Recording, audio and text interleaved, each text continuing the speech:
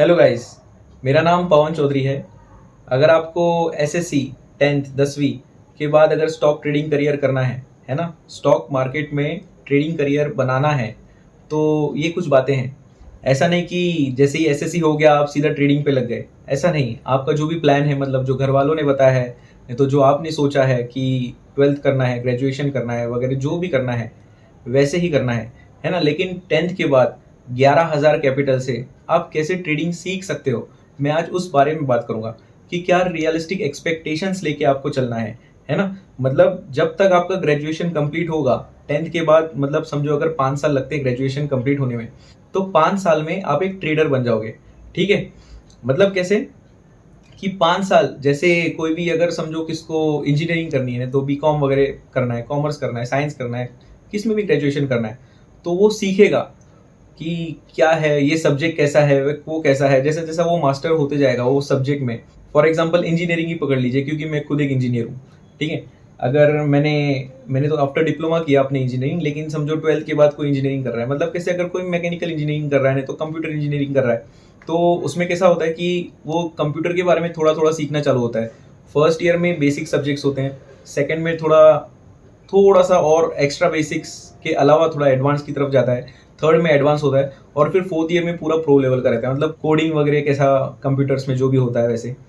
तो जैसे जैसे आपकी कोडिंग खत्म होगी, मतलब फोर्थ ईयर खत्म होगा, आप देखोगे कि आपने ट्रेडिंग भी सीख ली। मतलब एक ही साथ में दोनों करियर आपका बनते जा रहा है, एक तो आपका ग्रेजुएशन का भी, जो भी आपका फील्ड है उसके साथ साथ ट्रेडिंग का भी। ठीक है, बहुत बार क्या होता है कि जैसे अपना ग्रेजुएशन खत्म हो गया, किसी के पास पैसा नहीं होता है ना, जो घर से मिलता है वो बात छोड़ दो, लेकिन ग्रेजुएशन के बाद किसी के पास पैसा नहीं होता। उसके पास, वो बंदे के पास या बंदी के पास पैसा कभी आता है जब भी वो जॉब कर करके 5 साल निकाल देता है, उसके पास एक काफ़ी अच्छा कैपिटल हो जाता है। कैपिटल इन द सेंस कि उसका सेविंग्स हो जाता है। ऐसे समझो कि 5-10 लाख रुपया एक्चुअल में आ जाता है। तो फिर यार ये बंदे को मालूम नहीं पड़ता कि अपन ये कैपिटल को, ये जो सेविंग्स है अपनी, इसको क्या करें। वो क्या करता है, सीधा म्यूचुअल फंड में डालता है, नहीं तो एसआईपी करता है। तो एसआईपी या म्यूचुअल फंड ना करके सीधा अपन खुद स्टॉक्स में ट्रेडिंग करने का, नहीं तो इन्वेस्ट करने का। ठीक है, लेकिन मैं बात कर रहा हूँ यहाँ पे ट्रेडिंग की, मतलब ट्रेडिंग भी हो सकती है और इन्वेस्टमेंट भी हो सकता है, लेकिन खुद ही, है ना। अभी म्यूचुअल फंड में कैसा होता है कि यार ये दरिया में उतरेगा कौन, है ना। तो यहाँ पे मैं बताने वाला हूँ कि खुद दरिया में उतरना, है ना कि दूसरे के पास अपना पैसा दे देना और छोड़ देना। फिर जैसे ग्रेजुएशन खत्म होती है, अगर आपके पास कैपिटल है तो आप अपना कैपिटल खुद का यूज कर सकते हो। अगर नहीं है तो फिर जैसे जैसे कैपिटल बढ़ते जाएगा, बनते जाएगा, मतलब सेविंग्स आते जाएगी, पैसा आते जाएगा, तो आप उसको कैसा यूज कर सकते हो, और आने वाले 10 सालों में कैसा वो मल्टीप्लाई होगा, है ना। क्योंकि कंपाउंडिंग काम करती है, तो वो कैसे करती है, क्या करती है, वो सब एक जादू है, एक मैथमेटिकल मैजिक है।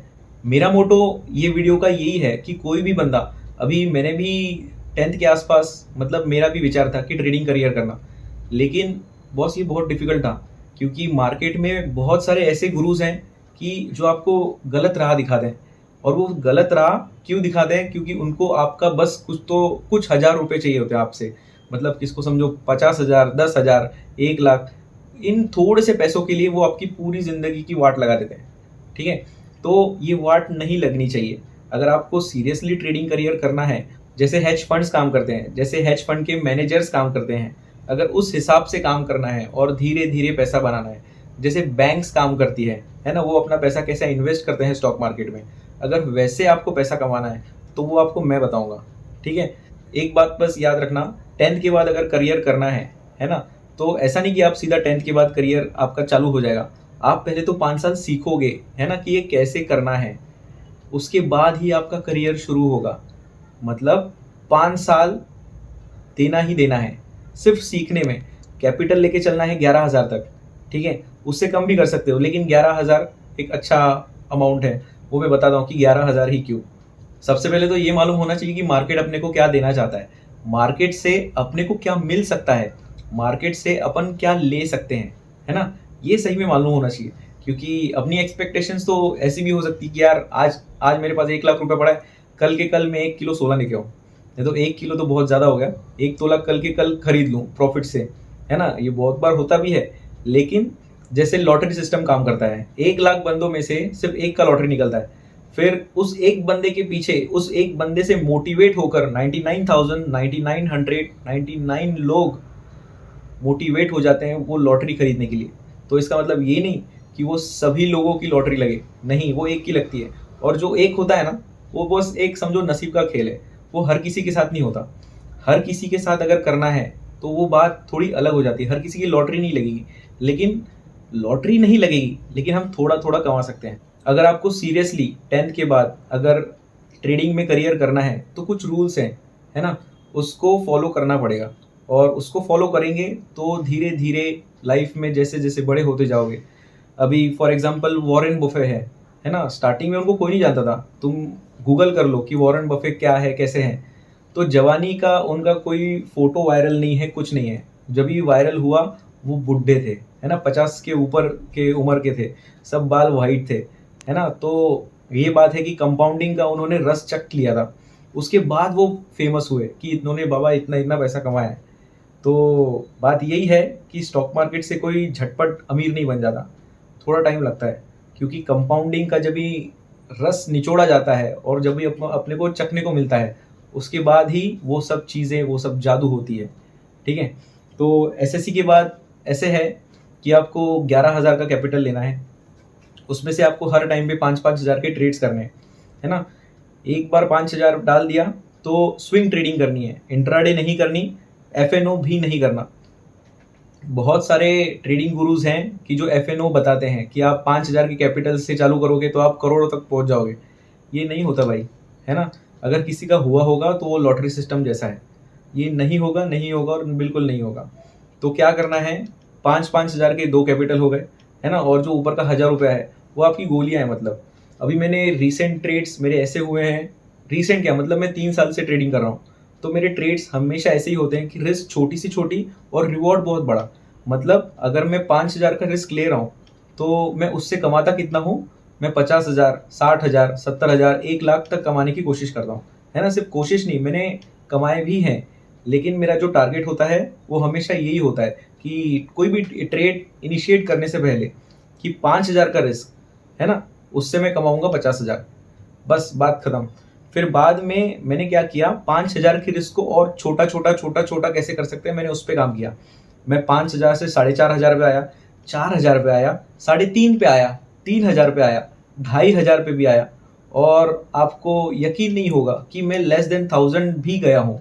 मतलब ऐसा नहीं कि हर बार, लेकिन 10 to 20% मैं लेस देन 1,000 का रिस्क लेके मैंने 50,000 भी कमाया है। तो मैं आपको यही बताने का प्रयास कर रहा हूँ कि ऐसे भी होता है और आपको भी ऐसे ही करना है कि छोटी रिस्क से बड़ा रिवॉर्ड कैसे प्राप्त करें, है ना। आपको 10th के बाद अगर अपने ग्रेजुएशन कंप्लीट होने तक आपको यही सीखना है, आपको यही प्रैक्टिस करनी है कि ये कैसे होता है, कैसे होता है। ना कि ये ट्रैप में घुसना कि एफएनओ में चले जाएंगे और वहाँ पे एफएनओ में कैसा होता है कि आप अपना ट्रेडिंग का 10%, 20%, 40% पूरा रिस्क में लगा देते हो। और मैं यहाँ पे क्या बात कर रहा हूँ कि आप अपना 1% से भी कम रिस्क लोगे। ठीक है। आपको इसी चीज को 5 साल सीखना है, आपको इसी चीज को 5 साल प्रैक्टिस करना है ना। फिर जिस टाइम पे आपका वो 10,000, 20,000 हो जाए, फिर आप अपना चाहिए तो कैपिटल बढ़ा लो, है ना।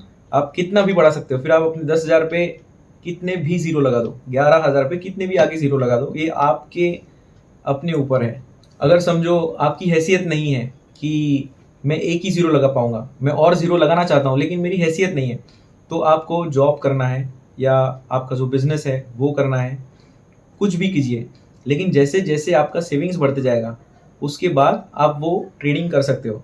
मतलब कैसे, जिस टाइम पे आपके पास पैसा हो जाता है उस टाइम पे आप वो डूम्ड, मतलब अरे मैं, मेरे को भी क्या करना चाहिए, मैं क्या करूं। अपन एक काम करते हैं, अपन कोई फाइनेंशियल एडवाइजर हायर करते हैं, अपन उसको पूछेंगे, अपन इसको पूछेंगे। तो ये दूसरों के सामने जाके भीख मांगना, मतलब मदद की भीख, मतलब नॉलेज की भीख मांगना कि अभी क्या करना चाहिए, अभी क्या करना चाहिए, वैसा परिस्थिति में मैं आपको नहीं देखना चाहता। सिर्फ आपको नहीं, मैं अपना कोई भारतीय यार जो भी लड़का है मैं उसको वो परिस्थिति में नहीं देखना चाहता। क्योंकि मैं भी एक भारतीय हूँ और मैंने भी क्या किया था, मैं गलत राह पे निकल गया। मैं एकदम अच्छे से ट्रेडिंग एंड लिविंग 3 साल से कर रहा हूँ, है ना। मतलब मेरा स्टॉक मार्केट में करियर का पूरा अब तक का जो टाइम स्पेन हुआ है वो 10 साल का हो गया है ना। 5 साल सीखने में गए, 5 साल मेरे को आता था, पिछले 5 साल। लेकिन स्टार्टिंग के वो जो 5 साल थे ना, मुझे समझ में आ गया कि इंट्राडे से पैसा नहीं बनेगा। 5 साल मैंने फुल इंट्राडे किया, है ना, फुल टू इंट्राडे किया। बहुत जो हो सकता है मैंने वो सब किया, क्योंकि 1 लाख मेरे पास 10,000 था। 10,000 से मैं 50,000 का, 1 लाख का, 2 लाख तक का माल खरीद सकता था। तो मेरे कैलकुलेशन सब वैसे ही जाते थे कि बाबा अपने पास तो 10,000, मेरी मेरी औकात 10,000 की है, लेकिन मैं 2 लाख का खरीद पा रहा हूँ। तो 2 लाख का 1% हो गया 2,000, तो मैं 2,000 कमाऊंगा, डेली का कमाऊंगा। लेकिन ये नहीं होता था। वो जो 2,000 कमाने की जो सोच थी डेली वाली, वो एकदम गलत थी, है ना। 5 साल तो उसमें गया। फिर बाद में 2 साल मुझे, मतलब 5 साल होने के बाद मालूम पड़ गया कि इंट्राडे में कोई फ्यूचर नहीं है। फिर बाद में मुझे जब भी मालूम पड़ा स्विंग में ही फ्यूचर है, तो मैं एफएनओज में गया, क्योंकि वहां पे मार्जिन मिलता था, है ना। स्विंग में मार्जिन नहीं मिलता है। अगर स्विंग में मार्जिन चाहिए तो आपको एफएनओ करना पड़ेगा, उसमें आपको बहुत अच्छा मार्जिन मिल जाता है। लेकिन वो भी गया, मेरा 2 साल पूरा वेस्ट। मतलब ऐसा नहीं कि मैंने कुछ नहीं कमाया, मैंने कमाया, लेकिन ट्रेडिंग एंड लिविंग ही हुआ, बस लिविंग से ज़्यादा कुछ नहीं हुआ। हालांकि स्ट्रेसफुल बहुत ज़्यादा लाइफ था, लेकिन मज़ा नहीं आया।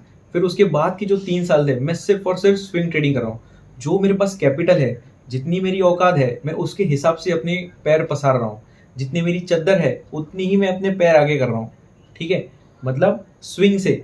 अभी जहाँ जिस टाइम पे मेरा ग्रेजुएशन कंप्लीट हुआ, मेरे काफ़ी दोस्त थे, सबके सब मतलब गरीब। ऐसा नहीं कि घर वाले गरीब थे, लेकिन खुद के पैसे नहीं थे, है ना। घर से मिल जाते थे, लेकिन खुद के पैसे नहीं थे। वो खुद इन्वेस्ट नहीं कर सकते थे कहाँ पे, है ना। तो मतलब कुछ भी अगर चाहिए, फॉर एग्जाम्पल अभी कुछ भी बड़ा खर्चा है, 10,000, 20,000 के ऊपर, 50,000 के ऊपर, तो वो खुद के पैसों से करना चाहते थे। तो जैसे जिस टाइम पे अपने ग्रेजुएशन कंप्लीट हो जाती है ना, अपने पास इतना पैसा नहीं होता, 1-2 साल भी नहीं होता, लेकिन 5-6 साल जैसे चले जाते हैं ना, अपनी सेविंग्स बढ़ती जाती है।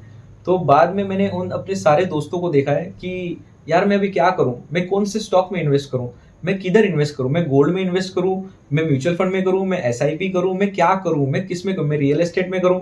ऐसे बहुत सारे ऐसे ऑप्शंस ढूंढते रहते थे, मैं किस में करूं। मतलब जॉब तो कर रहे हैं, जॉब करके भी 50,000, 1 लाख रुपया आ रहा है, लेकिन वो लगाऊं कहाँ पे, है ना, वो लगाऊं कहाँ पे, वो उनको समझ में नहीं आता। तो बस ये जो परिस्थिति है ना, वो आपके साथ नहीं होनी चाहिए। मैं बस ये चाहता हूँ। तो आपको अब तक समझ में आ गया होगा कि मैं क्या बोलना चाहता हूँ। ठीक है, जो मैंने फेस किया वो आप नहीं फेस करें, और प्लस आप अपना कैपिटल ग्रो करते रहें। सिर्फ कैपिटल नहीं, आप खुद भी ग्रो होते रहे।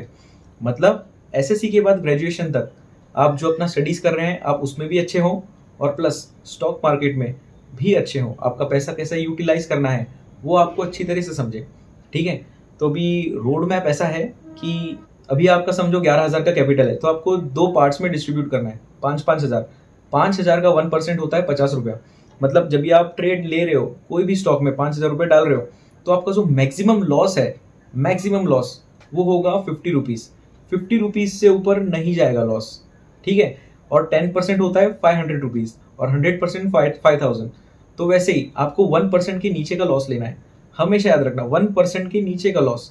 50 रुपीज़ आपका मैक्सिमम लॉस होना चाहिए। आपका जो सोचने का तरीका होगा वो ऐसा होगा कि 50 रुपीज़ से भी कम का लॉस कैसे लें, है ना। मतलब कहाँ पे आप 40 रुपीज़, 30 रुपीज़, 25 रुपीज़, यहाँ तक कि 10 रुपीज़ तक आप अपना लॉस कट करोगे। आपका सोचने का नज़रिया ये होना चाहिए। तो आपको क्या करना है, एक लेस देन 1% का रिस्क लेना है, और अबाउ 10% के ऊपर का टारगेट हमेशा रहेगा, है ना। जरूरी नहीं कि हमेशा 10% ही मिलेगा, आपको कभी कभी 2, 4, 5% भी मिल सकता है। मतलब कभी कभी अपने को मालूम पड़ता है कि ये रिवर्सल आ रहा है, यहाँ से ये रिवर्स हो सकता है, यहाँ पे ऊपर नहीं जा सकता, तो आपको वो कम करना है। कभी कभी 10% के ऊपर भी अपना टारगेट चला जाता है, मतलब 10%, 15%, 20%। और ये जो सब टारगेट्स है ना, कभी कभी इनको अचीव करने में 2 दिन भी लगते हैं, कभी कभी 20 दिन भी लगते हैं। ठीक है, मतलब कुछ भी होता है, तो हमको हर हिसाब से रेडी होना है। ठीक है, मतलब आफ्टर एसएससी आपको, जब तक ग्रेजुएशन नहीं होता, आपको ये चीज़ करनी है। और जैसे आपका एक स्टॉप लॉस 50 रुपये का है, फॉर एग्जाम्पल 2 5-5 हज़ार के कैपिटल हो गए। अगर समझो कि आपके 3-4 ट्रेड लॉस में चले गए, आपका उधर 200-400 रुपये चला गया, तो ऊपर का 1,000 इसलिए है कि अगर 5,000 में से 400 रुपये चला गया, तो बचे कितने, 4,600। तो आपका जो 1,000 रुपया है ऊपर का, वो जो 1,000, वो सिर्फ बुलेट्स है। आप 5,000 में से बुलेट्स मार रहे हो, समझो 5,000 की आपकी गन्स है, लेकिन वो ऊपर का 1,000 आपकी बुलेट्स है। अगर समझो बुलेट वेस्ट हो गई, तो वो 1,000 रुपये में से ले लेने का यहाँ पे, 400 रुपये जो पहले गए वो 400 रुपये यहाँ पे आ जाएंगे। ऐसा नहीं कि हर टाइम पे जाते ही रहेगा, आएगा नहीं, ऐसा नहीं। एफिशिएंसी, आपको एक बात चीज़ माननी पड़ेगी कि एफिशिएंसी जो होती है वो 10 to 30% के आसपास वेरी करती है। कभी कभी 10, कभी 20, कभी 30, लेस देन 30 ही होगी, हमेशा याद रखना। मतलब 10 बार आप सोचोगे कि हाँ ये ऐसा होगा, मैं 10 ट्रेड लूंगा, तो 10 में से आप 7, 8, 6, 5 बार गलत हो गए, 5 से ज़्यादा ही, हाँ 6, 7, 8 बार गलत हो गए। बाकी जो 2 आप जीतोगे, जो सही हो गए, उस टाइम पे आप सबसे ज़्यादा पैसा कमाओगे। मतलब समझो 50 गया एक बार, 50 2 बार गया, 50 3 बार गया, 50 4 बार गया, 50 5 बार गया, 50 6 बार गया, 50 7 बार गया, 50 8 बार गया। ठीक है, अभी 8 बार जाने के बाद कितना हो गया टोटल? 400 रुपया। 400 रुपया आपका लॉस हो गया। लेकिन जब भी आप जब भी आप 9वां और 10वां ट्रेड लोगे, आपको उसमें कम से कम 500 रुपया तो मिलेगा ही मिलेगा। तो यहाँ पे क्या हो गया? 100 रुपया आपका प्रॉफिट हो गया। तो अभी सिर्फ 100 रुपया प्रॉफिट नहीं होता, दूसरा 10वां ट्रेड भी जाएगा तो उसमें भी आपको प्रॉफिट होगा। तो वहाँ का जो भी प्रॉफिट होगा, समझो 500 नहीं आता है, समझो 500 आ गया, तो आपका यहाँ पे अर्निंग कितना हो गया? 600। लेकिन समझो 500 नहीं आया, 300 आ गया, तो कितना होगा? 400। ठीक है। और जो मैंने पहले एग्जांपल दिया कि आपके 8 ट्रेड लगातार लॉस में जाएंगे, तो वो हमेशा 50-50-50 नहीं जाएंगे। आप जैसे जैसे ट्रेडिंग सीखते जाओगे, करते जाओगे, प्रैक्टिस करते जाओगे, आप देखोगे कि ये 50 का जो लॉस है, आप इसको मिनिमाइज कैसे करते हो, आप ये सीखेंगे, है ना, मिनिमाइज कैसे किया जा सकता है, आप ये सीखोगे। ठीक है। मतलब किस टाइम पे आपको पूरा अपना जो प्लान लॉस है वो लेना है, किस टाइम पे आपको 40 रुपए तक आपको लॉस रखना है, किस टाइम पे आपको ब्रेक इवन पे निकलना है, मतलब ना प्रॉफिट होगा ना लॉस होगा, किस टाइम पे आपको छोटे से प्रॉफिट से निकलना है, मतलब 10-20 रुपए लेके निकल जाने का, है ना। अब ये परसेंट वाइज देखोगे तो वो 1% 2% के आसपास होता है ना, कभी हाफ हाफ परसेंट। वो अपने को रिवर्सल मतलब मालूम पड़ता है चार्ट्स के ऊपर कि ये कैसे होता है वगैरह। ठीक है। तो मेन मेरा बोलने का उद्देश्य ये है कि बहुत सारे लोग, है ना, जिसको ट्रेडिंग में करियर करना होता है, वो आ जाते हैं छोटा सा कैपिटल लेके और वो रिस्क बहुत बड़ी ले लेते हैं। उनको मालूम ही नहीं होता कि कितना कमाया जा सकता है पैसा, है ना। वो सोच के आते हैं कि यार मैं अपने गर्लफ्रेंड को घुमाऊंगा, उसके लिए मेरे को बहुत ज़्यादा पैसा चाहिए, मैं अपने घर के खर्चे उठा लूंगा, उसके लिए मुझे बहुत ज़्यादा पैसा चाहिए, तो अर्निंग ज़्यादा चाहिए, तो अर्निंग ज़्यादा चाहिए उसके लिए सीधा लॉटरी खरीदो, है ना, एफएनओ में घुसो। तो ये सब है ना टाइम वेस्ट है, एक्चुअल में टाइम वेस्ट है। सीधा अगर इक्विटी में घुसोगे ना, तो ये सब चीज़ सीधा का सीधा इग्नोर हो जाएगी, है ना, इग्नोर हो जाएगी टोटली 100%। मैं 101% की भी बात नहीं करता हूँ, क्योंकि 101% डजेंट एग्जिस्ट। 100% आपका ये चीज़ एलिमिनेट हो जाएगी आपके लाइफ से, है ना, कि स्टॉक मार्केट से पैसा सिर्फ जाता ही है, सिर्फ नुकसान ही होता है, ऐसा नहीं है। अगर सही चीज़ करोगे तो फिर वो उसके जो रिटर्न्स हैं वो भी सही मिलेंगे, है ना। सही चीज़ करोगे तो ही सब सही होगा, गलत चीज़ करोगे तो सब गलत ही होगा।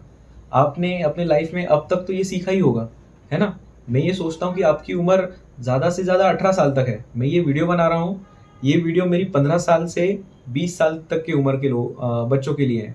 20 भी ज़्यादा है। मैं चाहता हूँ कि 15 से 18 साल के बच्चे ही ये वीडियो देखें, है ना, कि ये वीडियो सिर्फ उनके लिए है।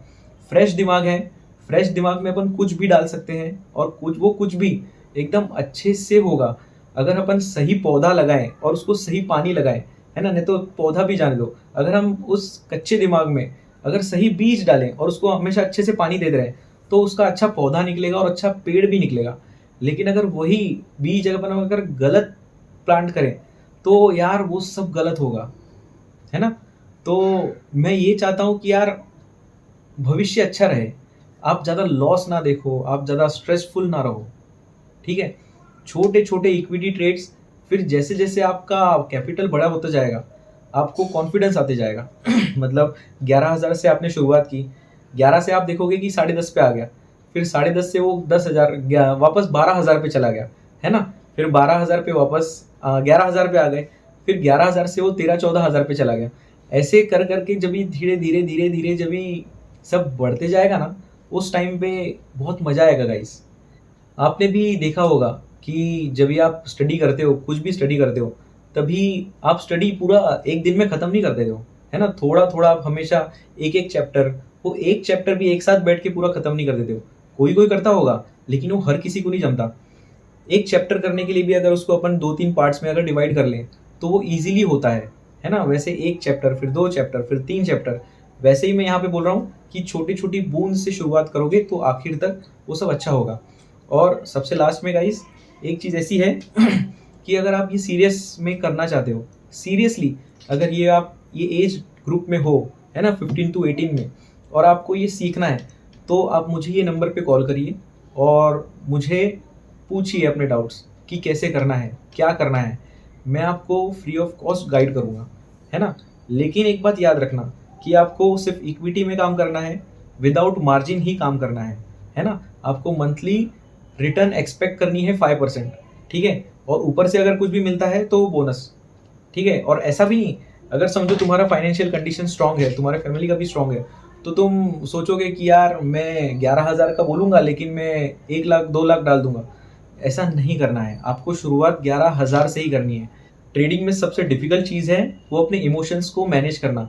मैनेज मतलब कंट्रोल करना। तो स्टार्टिंग में आपको 5 साल तक ये कंट्रोल रखना ही रखना है, ठीक है? अगर कंट्रोल रखोगे तो ही ये चीज़ फटाफट होगी।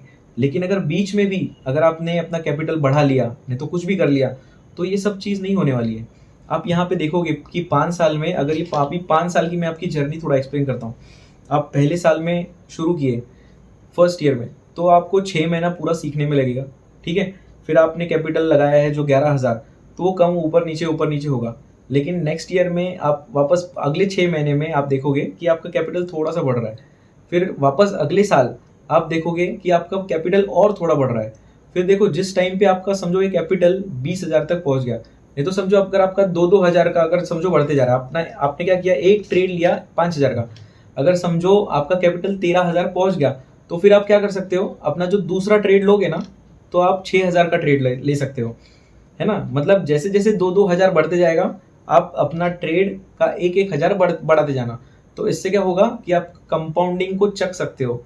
जैसे-जैसे आपको प्रॉफिट मिलते जाएगा, आपका कैपिटल बड़ा होते जाएगा, 2-2 हज़ार से, आप अपना जो पर ट्रेड कैपिटल है, वो बढ़ा सकते हो। पहले 5,000, फिर 6,000, फिर 7,000, फिर जिस टाइम पे आप 10,000 का पहुँच जाओगे, मतलब आपका जो पूरा ट्रेडिंग कैपिटल है, जो जिसमें आपने 10,000 से शुरुआत किया है, आप देखोगे कि ये 22,000 तक भी पहुँच गया। तो जिस टाइम पे ये 22,000 तक पहुँच जाएगा, आप एक ट्रेड में 10,000 रुपए डालना, ठीक है? जैसे आप 10,000 पे पहुँच गए, फिर आप वहाँ से फिर आप कुछ भी कर सकते हो, क्योंकि 10,000 से आप सीधा 22 पे पहुँच गए, मतलब आपने अपना ट्रेडिंग कैपिटल को डबल कर दिया। इसमें पहुँचते-पहुँचते बहुत टाइम निकल जाएगा, मतलब साल, 2 साल, 3 साल भी जाएँगे, ठीक है? मतलब 100% रिटर्न। अभी फॉर एग्ज़ाम्पल आप 5% का मिनिमम अगर एक्सपेक्टेशन कर रहे हो, तो 1 साल में बनेगा 60%, 2 साल में होगा 120%, ठीक है? कभी-कभी ऐसा भी होता है कि 1 साल में ही 100% निकल जाता है, लेकिन वो बात की बात है, उसको छोड़ दो, वो बोनस की बात है। आपको क्या करना है, जैसे ये समझो 2 साल का पीरियड है कि आपको आपका कैपिटल डबल हो जाएगा। जैसे डबल हो जाता है, यार जो खुशी मिलेगी ना आपको, वो एकदम नेक्स्ट लेवल की होगी, है ना? तो आपको क्या करना है, ये कैपिटल को धीरे-धीरे ग्रो करना है। 5 साल का आपका टाइम है ना? ये जो आपका टारगेट है कैपिटल डबल होने का, वो आपको 3 साल में दिखने को मिल सकता है, अगर आप प्रॉपर रूल्स फॉलो कर रहे हो, है ना? प्रॉपरली ट्रेड कर रहे हो। अगर हफ्ते में 1 बार ट्रेड, नहीं तो 2 बार ट्रेड, नहीं तो महीने में 1-2 बार ट्रेड, 3 बार ट्रेड, 4 बार ट्रेड। अगर आप प्रॉपर रूल्स फॉलो कर रहे हो अपना रिस्क का, कि रिस्क 1% से ऊपर नहीं लेना है, रिस्क 1% से भी कम लेना है। रिस्क को कैसे अपन ब्रेक इवन पे ला सकते हैं, मतलब जिसमें प्रॉफिट भी ना हो और लॉस भी ना हो, है ना? अगर आप रिस्क को अगर कंट्रोल करना सीख गए, मतलब अगर रिस्क से खेलना सीख गए ना अपने लॉस से, तो फिर आप जादू देखोगे, ठीक है? तो फिर क्या होगा, धीरे-धीरे आपका कैपिटल बढ़ते जाएगा। जैसे आप 11,000 से 22,000 में पहुँच गए, फिर आप कुछ भी कर सकते हो। सच में बोल रहा हूँ, आप अपने कैपिटल में कितना भी ज़ीरो लगा सकते हो आगे। फिर आप चाहिए तो अपने फैमिली से पैसा लो, नहीं तो आप अपना खुद कमा के लगाओ, नहीं तो आप जैसे आपका इंजीनियरिंग हो जाता है, ग्रेजुएशन हो जाता है, आपका फिर स्काई इज़ योर लिमिट, है ना? जो आपने सीखा है बस वही करते जाना है ना? एक्स्ट्रा कुछ भी नहीं करना है। और अगर समझो आपके पास 11,000 का भी प्रॉब्लम है कि मेरा कैपिटल इतना 11,000 नहीं रख सकता मैं, तो आप यहाँ पे 6,000 नहीं तो 5,500 से भी कर सकते हो। मतलब जो फंडा मैंने 5-5 हज़ार के लिए बताया वही आप 2,500 से करो, ठीक है। रूल्स सब सेम रहेंगे।